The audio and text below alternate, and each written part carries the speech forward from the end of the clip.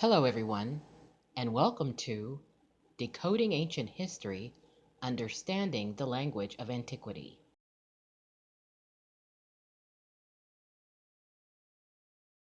An ancient artifact has been interpreted, deciphered, and decoded.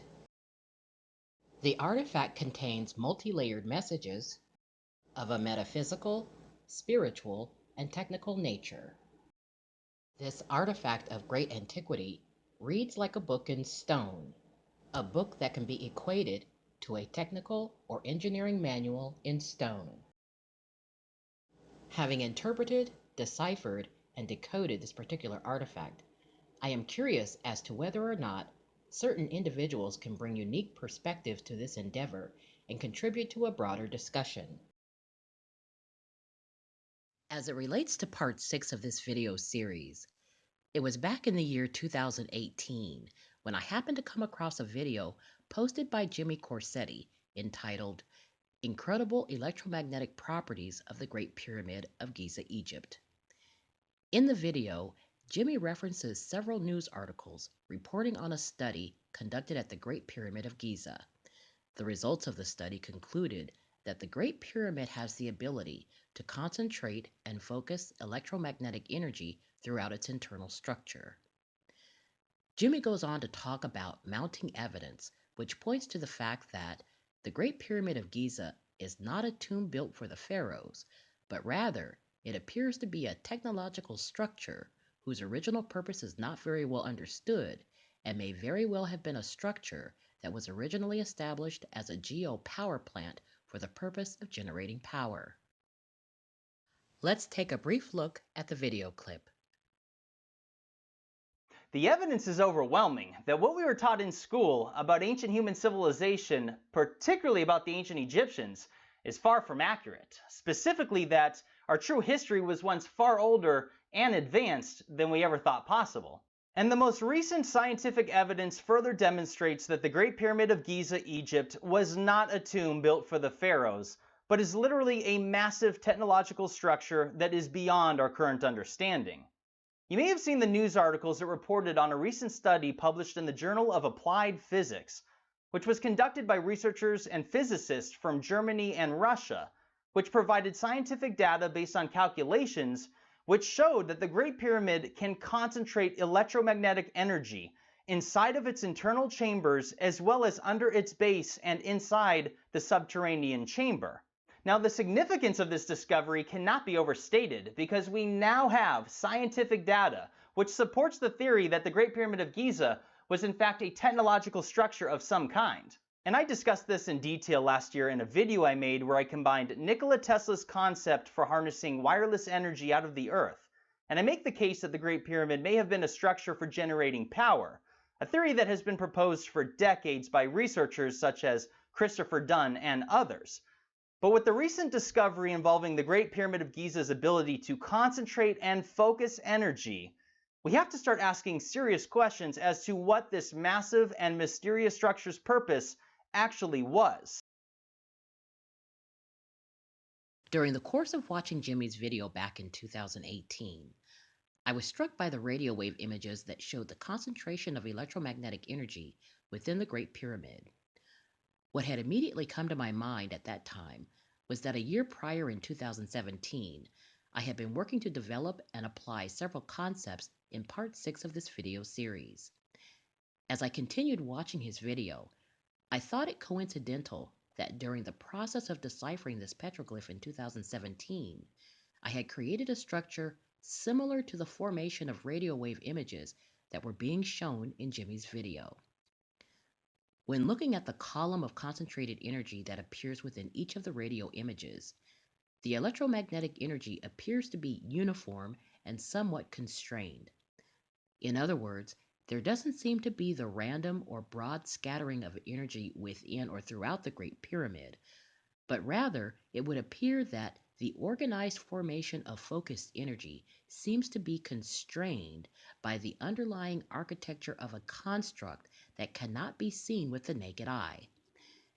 Now, if this in fact is the case, then we are left with the question as to the material composition of such a structure. As it relates to the structure in question, there came another instance where I happened upon a video by Graham Hancock entitled Ancient Civilizations, where he describes in detail the construction of the King's Chamber located within the Great Pyramid of Giza. At the top of the Grand Gallery, you have an entrance to the King's Chamber. This is the King's Chamber here. And above the King's Chamber, not known until the early 19th century, are 5 more chambers. And getting into those chambers is really fun. I'll come to that in a moment. But let's first of all go into the King's Chamber. And this is what the King's Chamber looks like. Those are those shafts again. This is the northern shaft, the southern shaft's on this side. One pointing to Orion's belt, and the other again pointing to one of the circumpolar stars. It's a beautiful geometric room. It's made of granite blocks. The Great Pyramid is a limestone monument. These granite blocks were brought about 500 miles from Aswan. They were lifted to a height of hundreds of feet above the ground and put into position in this extraordinary chamber in the heart of the pyramid. There is a sarcophagus in it. I and my colleagues believe that this is not a sarcophagus that ever contained the body of the pharaoh Khufu, or of any pharaoh. We think that it was involved in some kind of process, some kind of initiation. I'm going to talk about that a little bit.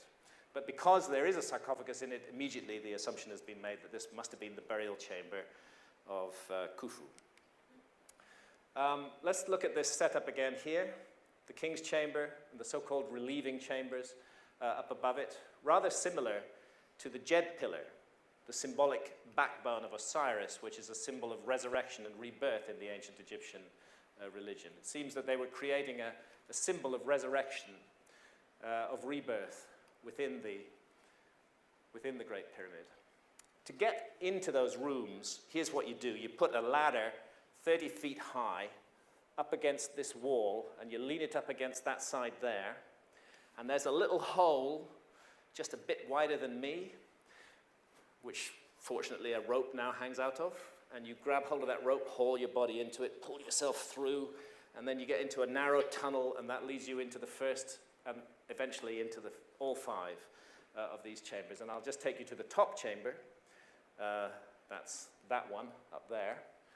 And again, these extraordinary, huge blocks of stone.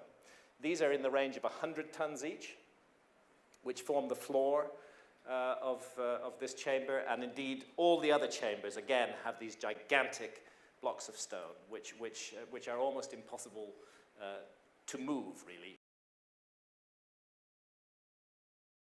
What I find interesting about this particular video is Graham's reference to the 5 relieving chambers that are located above the construct of the King's Chamber, and their symbolic reference to both the Jed pillar and the backbone of Osiris.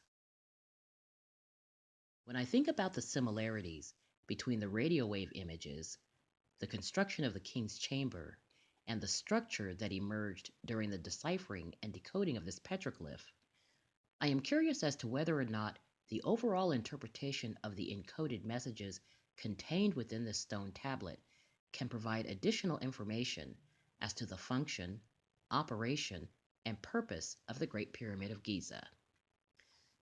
With that said, I invite viewers to watch part 6 of this multi-part video series in order to better appreciate the correlation between the radio wave images, the 5 relieving chambers located above the construct of the King's Chamber, and the animations of illustration that have been interpreted from within this petroglyph. For interpretations related to the history of the Jed pillar and its relationship to the god Osiris, King of Egypt, I invite viewers to watch part 1 of this video series. As it relates to viewing each successive part of this video presentation, viewers will ultimately come to learn that the hidden messages contained within this petroglyph can be viewed and understood from many different perspectives. In my efforts to decode the information presented in part 6 of this video series, there came a point during the process of interpretation where I was moved to view this ancient artifact from both biological and scientific perspectives.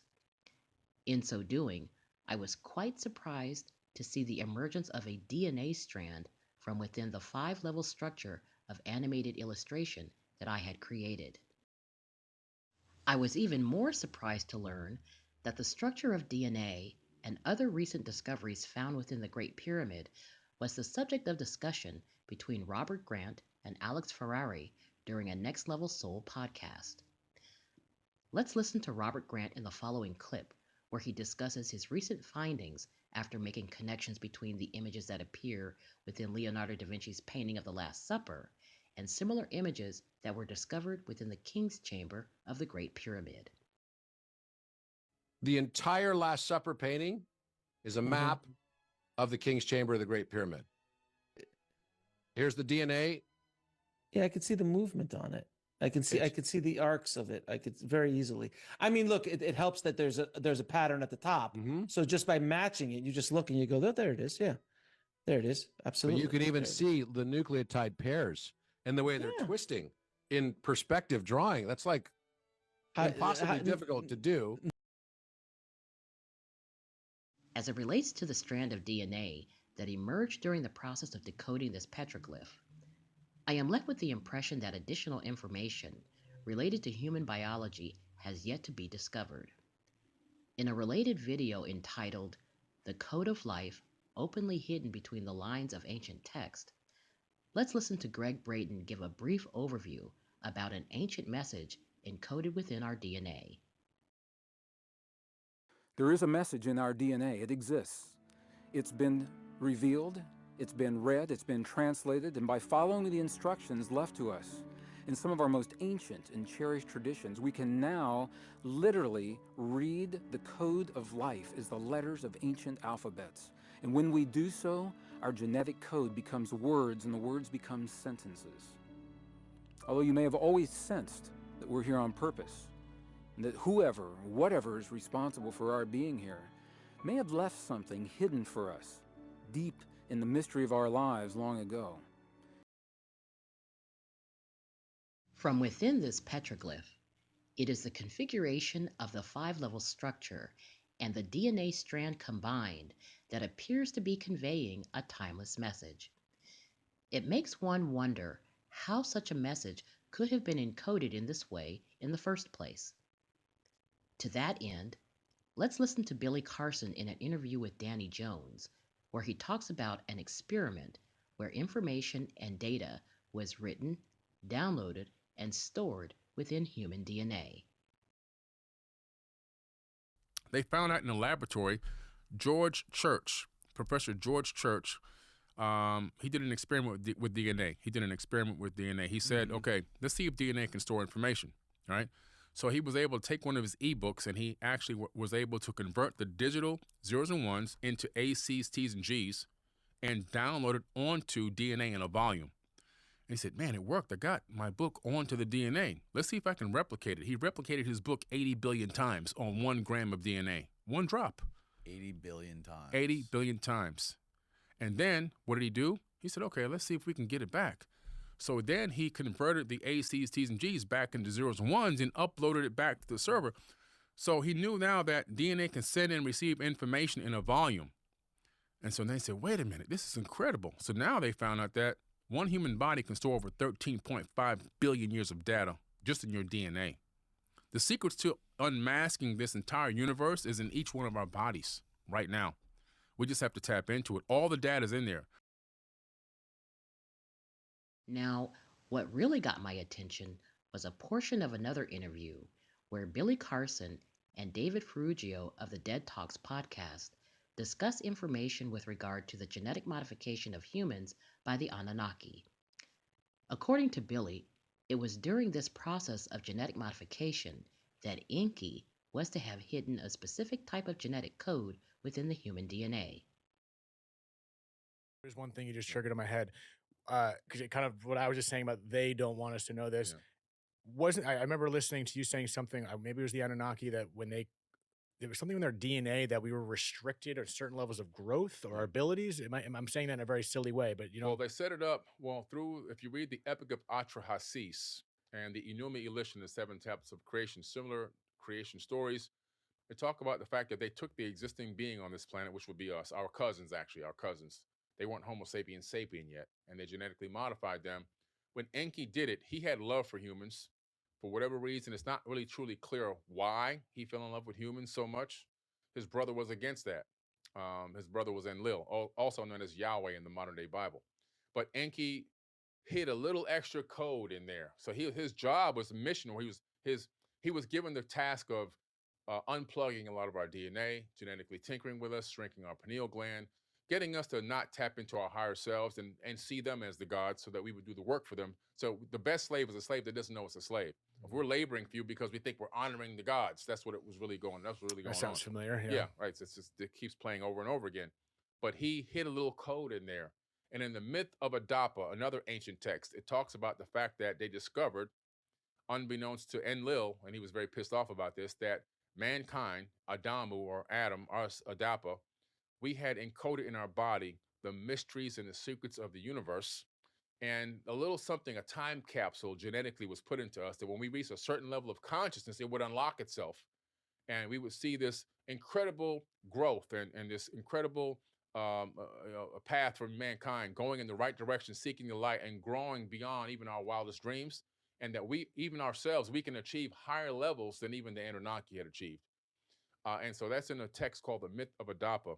And that the wisdom of the entire universe is inside of our bodies.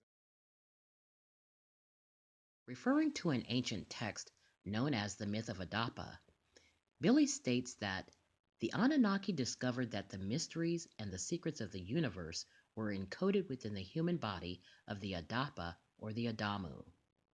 He goes on to mention that a time capsule had been genetically placed within the human body of the Adapa, so that when mankind collectively reaches a certain level of consciousness, the time capsule would unlock itself and lead humanity under higher states of existence.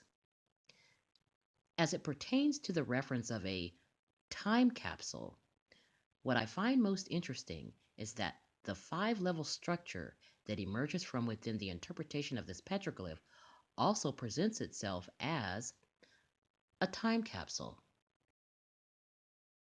Next up, we'll take a look at a video entitled "What They Found Underground Can Never Be Revealed," where Praveen Mohan visits the town of Adalaj in India and takes viewers on a tour of the Adalaj stepwell. When I happened upon this particular video, what I immediately noticed was the shape of the temple structure. In addition to the surface level construction and configuration of the temple, there were 2 other features about the structure that I found most interesting. The first feature being the number of inverted levels that define the structure of the temple, and the second feature being the existence of 2 separate wells. Let's take a look. Hey guys, today we are going to look at a very mysterious structure in a small town called Adalaj. In the middle of the roads, houses, and trees, what is that strange lingam-shaped structure? Is this a secret government organization or an underground bunker? No. This is a historic structure known as Adalaj Ni Vav, almost perfectly aligned along the north-south axis. Its design is totally unique. It does not have an entrance on the north side at all, and no entryways in the center of the structure as well.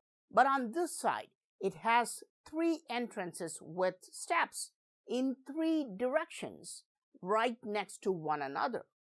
Why was such a unique architecture built many centuries ago? What are these 3 octagonal structures on top? Now, let's get on the ground and try to get a closer view.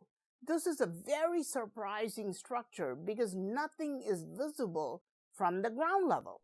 Usually, I show you structures starting from ground level and going up. In this one, we start from the ground level and we are going to go down. Yes, this is an underground structure, but you know how many levels, how many floors go underground? It goes 5 stories below. It has 5 different levels. What do experts say about the structure? Experts call this the adalage step well, and it was designed with 2 separate wells to provide water to the public. A giant structure with so many levels and carvings just to provide water? But there's an even more weird claim. Wikipedia calls this an Indo-Islamic structure, meaning that the structure was built by both Hindus and Muslims. How is this possible? We have come more than 75 feet deep and we have reached the bottommost level of the structure, and you can see this circular well. It looks remarkably simple, seems to be about 12 feet in diameter and just 30 feet deep. There are steps radiating on all 4 sides to help people access water from all sides. Is this well really the primary purpose of building this vast 5-storied underground structure? As you can see, there seems to be nothing else here. So let's go back up and look at the other details. No, wait.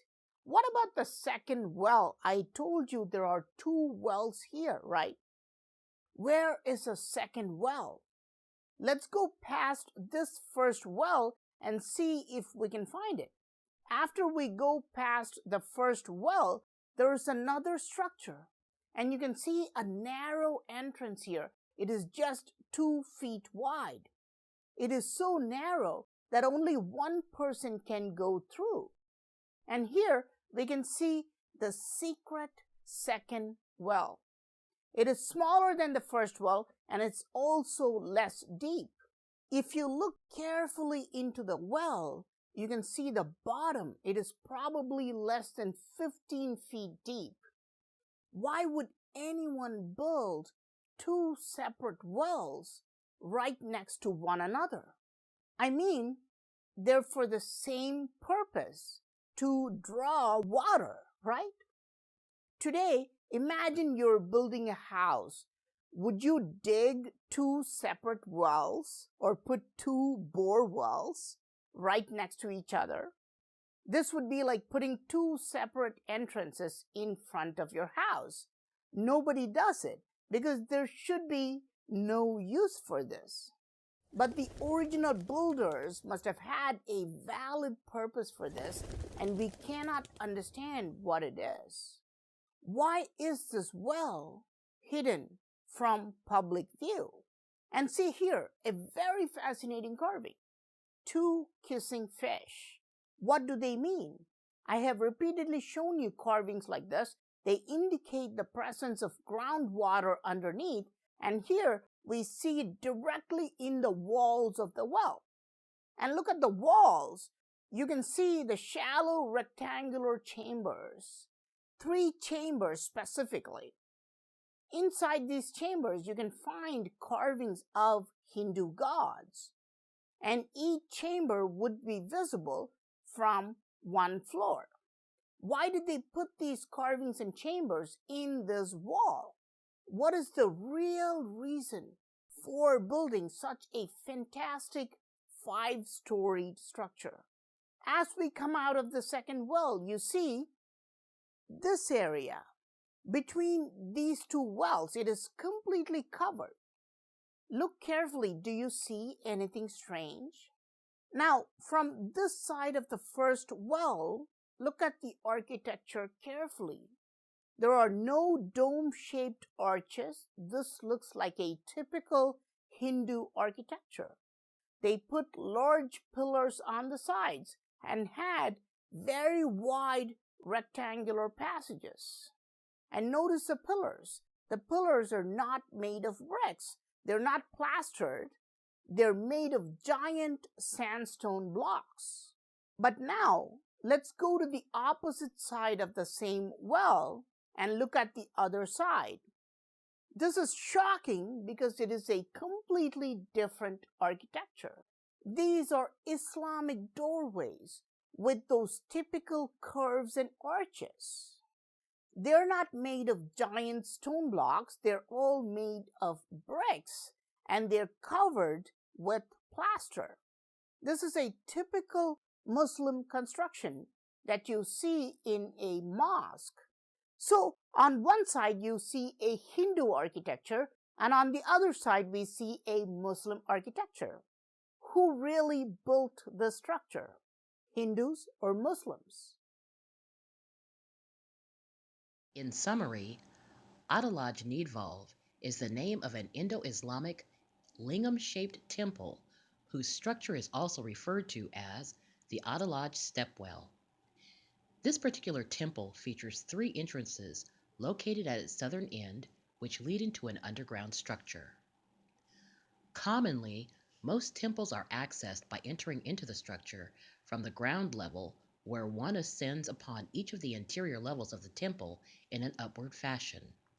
However, the Adalaj Nidvalv temple is unique in that its structure is accessed by entering in from the ground level and then descending into each of the interior levels of the temple in a downward fashion. Similar to an inverted pyramid, the interior temple of the Adalaj Stepwell descends 5 stories below ground. Having said that, let's listen to a video clip where Matt LaCroix describes the Hermetic concepts of as above, so below, and how these concepts apply to the construction of ancient temples and pyramids, which are symbolic of the inner temple of man.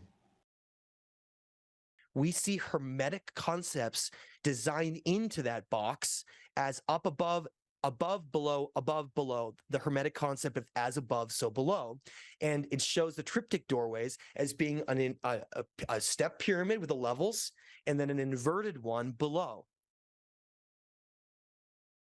As we go back to the Adalaj Stepwell, we can descend 75 feet below ground unto the lowest level of the temple, where 2 separate stepwells have been designed in their construction to provide water to the public. As it relates to symbolism, what is interesting to note here is that the first stepwell is bordered by a series of steps in the shape of a square that surround and descend unto the circular well of water below. Additional symbolism can be found by viewing the first stepwell from the Muslim side, where one can see the Hindu architecture of 2 sandstone pillars. When looking at the construction of these pillars, one is reminded of esoteric teachings related to the obelisk pillars found in Egypt, the pillar of the sun and the pillar of the moon, as well as the pillars of Jachin and Boaz. When viewing the first stepwell from the opposite position on the Hindu side, one can see the esoteric symbolism in the Muslim architecture for the triptych configuration of Islamic doorways. As a matter of fact, I am reminded of what Matthew LaCroix, in an interview with Alex Ferrari, had to say about the spiritual meaning of triptych doorways. This triptych 3 is based on this concept that we exist as a totality of 3 aspects. Now, you saw religion take that and then turn it on its head with the Father, the Son, the Holy Ghost. So they took that and they woven it around into something different. But ancient civilizations didn't talk about it like that.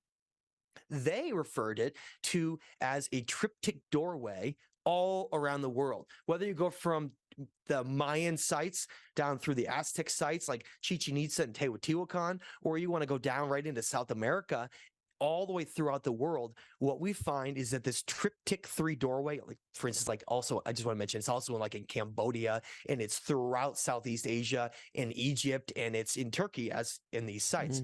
This triptych doorway, now what does it really mean? Well, it's this aspect that we have these 3 parts to us, these 3 fundamental parts. And if we can balance them all, we can reach these higher states of consciousness. And they describe them, and the Hindus described them, and cultures around the world describe them. Hermeticism described it as this energy of like the masculine, the feminine energy, right? Or the left and right brain. And then this aspect of this central point of the two combining to create this third aspect of our divinity. And what it means is they're trying to show us these doorways. They're showing this left and right doorway, that if those are balanced in harmony, then there's this third doorway that unlocks within us through this kundalini energy off our spine and this aspect of energy that we almost emerge and blossom and flower. And what they use to describe that is the ancient symbol of the flowering lily. Okay. And that flowering lily became shown in French symbols later on and others. And it was this idea that if we follow certain teachings, we can flower into this incredibly divine and higher being. At this time, I would like to summarize the information that I have presented thus far so that viewers can understand the overall point that I am trying to make here. The ultimate purpose for my having gathered and collected information from various sources is for the purpose of determining whether or not the underworld of the Duat might exist as a multi-level structure beneath the Bull Mountain of Mount Taurus and the Rostau Plateau in Egypt. Because according to the interpretation of hidden messages that have been encoded within this petroglyph, it would appear that an ancient structure of great antiquity has yet to be discovered, and that this structure may have some relationship to the Bull Mountain of Mount Taurus. Let's go back to Billy Carson in his interview with David Ferrugio, where he talks about a hidden underground in Egypt. And these halls of dimensions were deep underground in some cases. The one he talked about was underneath the Great Pyramid. Now, I've been down this subterranean shaft, which goes down 65 meters. I think maybe less than 4,000 people have ever been down this shaft in the history of Egypt. Since they started, letting people come to the pyramid. And then another 30 meters down beneath that. And there's more to go beneath even that. There's more? Oh, there's more. And you know what's down there? Oh, yeah. No, all that's down there is you have chambers. They discovered them through a special type of a scan, a muon scan. They discovered these huge halls underground, underneath the Great Pyramid that extend out underneath Giza a mile. And all of them appear to be potentially empty. They won't tell us what was there or what wasn't there. But these halls of Amenti that were written 36,000 years ago by Thoth, they actually exist right now today. So when you said they won't tell you what was there, is there what's going on there? In other words, they won't give us an idea if they went down there and found something and took it away, or is it still there? They won't give us that data, but they have confirmed the halls are actually there. What are they hiding, you think? It's known, though. It is. Yeah. Some people know what's going on. Yeah, there's some people know. Yeah. So are you going to get to that? Zahi Hawass and many others. It's called the Halls of Amenti, where they have the rejuvenation chambers. As I stated previously, similar to the 5 relieving chambers found above the King's Chamber within the Great Pyramid, the emergence of a structure comprised of 5 separate housings was indicated during the process of deciphering and decoding this stone tablet. Additionally, there is the configuration of an inverted triangle within the first housing of this 5-level structure. As it relates to the configuration of the Adalaj stepwell in India, what we've learned is that its lingam-shaped temple is similar in shape to both the 5 relieving chambers found above the King's Chamber within the Great Pyramid and the 5-level structure that emerged during the process of interpreting this petroglyph. In the Hindu tradition, the lingam is representative of the Hindu deity Shiva, who is known for their role in creation and destruction. The phallic shape of the lingam is symbolic of divine generative energy and represents the cosmic balance of male and female energies that are essential for the eternal process of creation and regeneration. This union of masculine and feminine energies represents the merging of the microcosm and the macrocosm and the balance of energies that recreate all of existence. What is interesting to note here is that there are several instances throughout this multi-part video series where I have created animated illustrations of concepts that are similar to the description of the Shiva Lingam. I invite viewers to watch The Marriage of Divine Union between the god Osiris, King of Egypt, and the goddess Isis, Queen of Egypt, in part 1 of this video series, as well as the sneak previews for Part 7 through Part 10 in order to appreciate and understand these concepts and how they apply to the existence of an ancient structure that has yet to be found. With that said, let's get back to highlighting certain features about the configuration of the Autalodge stepwell. Number 1, the stepwell was designed as an inverted temple whose structure is comprised of 5 separate levels that descend underground. Although the Autalodge Needvalve Temple in India and the Great Pyramid of Giza in Egypt do not appear to have any obvious connection, I am still curious as to whether or not a multi-level structure or 5-storied structure similar to the Autalodge stepwell might be located below the base of the Great Pyramid and beneath the Giza Plateau, based upon the focused concentration of electromagnetic energy as seen within the radio wave images, the configuration of the 5 relieving chambers located above the King's Chamber, and the configuration of the 5-level structure that emerged from within the petroglyph.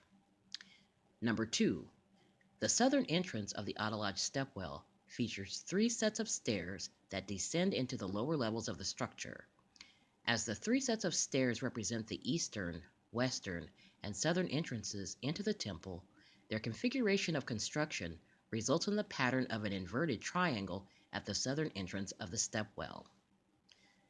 This pattern of an inverted triangle located at the furthest end of the structure is similar to the inverted triangle that is configured within the first housing of the 5-level structure that emerged from within the petroglyph.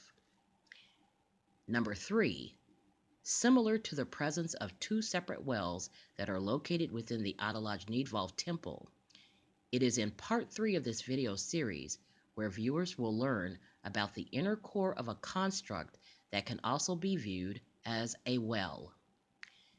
And finally, when we look at the petroglyph from biological and scientific perspectives, we have come to learn that a strand of DNA emerges from within the 5-level structure and that their combined configuration ultimately results in a timeless message. As Praveen Mohan has a background in engineering, and both Billy Carson and Robert Grant have backgrounds in physics, I wonder if between the 3 of them, they might find clues throughout this multi-part presentation and finally solve the riddle of the ages-old mystery once and for all. On a final note, and as it relates to the emergence of a 5-level structure in Part 6 of this video series, it is the title of Graham Hancock's best-selling book, Magicians of the Gods, which foretells of an unexpected revelation related to the magicians who are the Magi and the Ascended Masters of Magic. To learn more about the DNA time capsule and its hidden mystery within the inner temple of man, I invite viewers to watch Part 6 of Ancient Messages in Stone, Decoding the Assyrian Tree of Life.